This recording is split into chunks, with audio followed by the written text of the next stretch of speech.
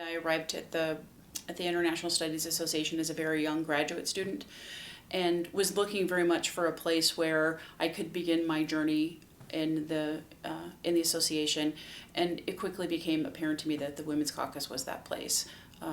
It was the place where I started to begin to understand the field of international relations at this kind of level, and I immediately began to feel the influence and support of elder feminist scholars. And these would be the names that we're all familiar with, right? The Enlows and the Tickners and the Sarkeys and the Northcotts and the Macalees and women. And I didn't realize how much I needed it until I knew about it. While there's been progress, there hasn't been nearly enough progress, okay?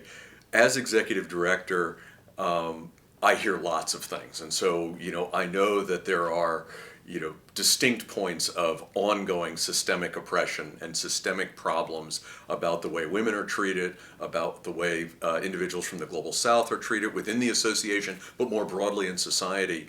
And so groups like the Women's Caucus provide further push into those areas, and then can work with folks like me in a leadership role to push this agenda further in a systemic and in an organizational context. And so it gave me the opportunity to have both a sense of what the organization could do, what Women's Caucus could do for ISA, and what we could do for other up-and-coming women in the profession.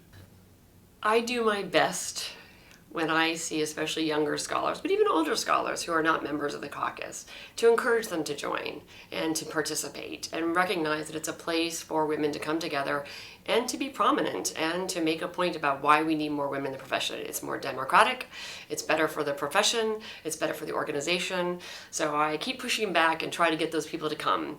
And I find myself, when I'm on a panel as a discussant or a participant or a chair, that I will look to the women, especially the younger women, and say, gee, have you thought about joining the Women's Caucus? And they oftentimes may not know about the Women's Caucus, but boy, I sure do see them, even if it is a 6:45 in the morning breakfast. So for me, it's important to get those people outside into the inside.